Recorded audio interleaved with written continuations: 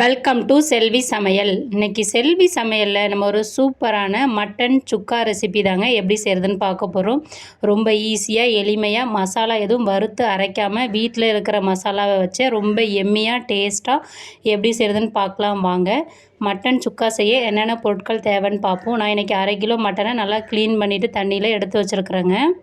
சின்ன சின்ன பீசஸாக கட் பண்ணி ரொம்ப எலும்பு இல்லாத எடுத்து வச்சுருக்கேன். 1/2 ஸ்பூன் மஞ்சள் தூள், 2 ஸ்பூன் கொத்தமல்லி தூள், 1 ஸ்பூன் மிளகாய் தூள், மட்டன் மசாலா தூள் 1 ஸ்பூனுங்க, 20 சின்ன வெங்காயம், 3 தக்காளி, 4 பச்சை மிளகாய், ஏலக்காய், பிரிஞ்சி இலை, அன்னாசிப்பூ, கல்பாசி சிறிதளவு, கிராம்புங்க, பட்டை 1.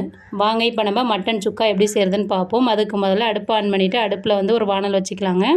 வானலில் ஒரு 3 ஸ்பூன் எண்ணெய் ஆட் பண்ணிக்கிங்க. நான் சன்ஃப்ளவர் எண்ணெய் யூஸ் பண்ணுறேன். நீங்கள் என்ன எண்ணெய் யூஸ் பண்ணுறீங்களோ யூஸ் பண்ணிவிட்டு பட்டை, கிராம்பு, ஏலக்காய், அன்னாசிப்பூ, கிராம்பு, கல்பாசிப்பூ சின்னதாக போட்டுக்கோங்க. அந்த ஃப்ளேவர் வந்து சூப்பராக இருக்கும் கல்பாசிப்பூ. அது நல்லா பொரிஞ்ச பிறகு 4 பச்சை மிளகாவை நல்லா கீறி வச்சுருக்கோம் பார்த்தீங்களா, அந்த பச்சை மிளகாவை போடுங்க. 2 ஸ்பூன் இஞ்சி பூண்டு பேஸ்ட் ஆட் பண்ணிக்கிங்க. மட்டன் வேகிறதுக்கு இஞ்சி பூண்டு பேஸ்ட்டு தாங்க ரொம்ப உதவி பண்ணும்.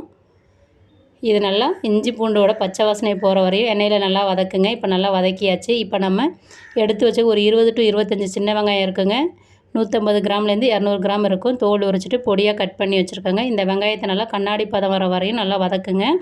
அடுப்பை வந்து சிம்மில் வச்சே வதக்குங்க, ரொம்ப ஹை ஃப்ளேமில் வச்சு வதக்காதீங்க. இப்போ பாருங்கள், வெங்காயம் நல்லா வதங்கிடுச்சு. ஒரு 2லேருந்து 3 நிமிஷத்துலேயே வெங்காயத்தோட அளவு நல்லா குறைஞ்சிருச்சு. நமக்கு தேவையான பதத்துக்கு வதங்கிடுச்சிங்க. வெங்காயம் வதங்கின பிறகு நம்ம கட் பண்ணி வச்சுருக்கிற 3 தக்காளி ஆட் பண்ணிக்கலாங்க. தக்காளி நீங்கள் கொஞ்சம் அதிகமாக ஆட் பண்ணுறதுனால உங்களுக்கு அந்த மட்டன் சுக்காவோட டேஸ்ட்டு சூப்பராக இருக்கும். நம்ம இப்போ மட்டன் சுக்காவுக்கு தேவையான மஞ்சள் தூள் இந்த தடவையில் ஆட் பண்ணிக்கிட்டிங்கன்னா தக்காளி உங்களுக்கு சீக்கிரமாக வதங்கி வருங்க. தக்காளி நல்லா நைஸாக வதங்கி வரணும். நம்ம இன்றைக்கி மட்டனை வந்து குக்கரில் 3 விசில் விட்டு இஞ்சி பூண்டு பேஸ்ட்டு சேர்த்து வேக வச்சு தாங்க எடுத்து வச்சுருக்கிறேன். இப்போ இதுக்கு தேவையான அளவு உப்பு ஆட் பண்ணிக்கலாங்க. கொஞ்சமாக இந்த வெங்காயம் தக்காளிக்கு தேவையான அளவு. நான் மட்டன் குக்கரில் வேக வைக்கிறப்பயே இஞ்சி பூண்டு பேஸ்ட்டு தேவையான அளவு உப்பு சேர்த்து வேக வச்சு வச்சுருக்கிறேன். அதனால் தக்காளி வெங்காயத்துக்கு தேவையான அளவு உப்பு ஆட் பண்ணிவிட்டு நைஸாக தக்காளி வெங்காயம் வதங்கின பிறகு 2 ஸ்பூன் கொத்தமல்லி தூள், 1 ஸ்பூன் மிளகாய் தூள், மட்டன் குழம்புத்தூள் வந்து 1 ஸ்பூன் ஆட் பண்ணிக்கிங்க. நான் ஆச்சி மட்டன் குழம்புத்தூள் யூஸ் பண்ணியிருக்கேங்க. இப்போ இந்த மசாலாவில் இருக்கிற பச்சை வாசனை போகிற வரையும் இதை ஒரு அடுப்பை சிம்மில் வச்சுட்டு ஒரு 2 நிமிஷம் நல்லா வதக்கி வச்சுங்க. இப்போ பாருங்கள், மசாலாலாம் நல்லா வதங்கி நல்லா குக் ஆகி அதில் இருக்கிற பச்சை வாசனையெல்லாம் போயிடுச்சுங்க. இந்த ஸ்டேஜில் நம்ம குக்கரில் வேக வச்சு வச்சுருக்கிற மட்டனை ஆட் பண்ணிக்கலாங்க. நான் 1/2 கிலோ மட்டனுங்க சின்ன சின்னதாக கட் பண்ணோம். நல்லா வெந்த பிறகு எப்படி இருக்குது பார்த்தீங்களா, கொஞ்சம் லைட்டாக தண்ணி இருக்குது. அந்த தண்ணியோடு ஆட் பண்ணிக்கிறேங்க. ரொம்ப அதிக அளவு தண்ணி தேவையில்லை, ஏன்னா மட்டன் வந்து 3/4 பதம் வெந்து தான் இருக்குது. நமக்கு அந்த மசாலா கூட சேர்ந்து குக் ஆகிறதுக்காக தான் கொஞ்சம் லைட்டாக தண்ணி ஊற்றிருக்காங்க. ரொம்ப அதிகமாக தண்ணி ஊற்ற வேணாம், கிரேவி மாதிரி ஆகிடும்.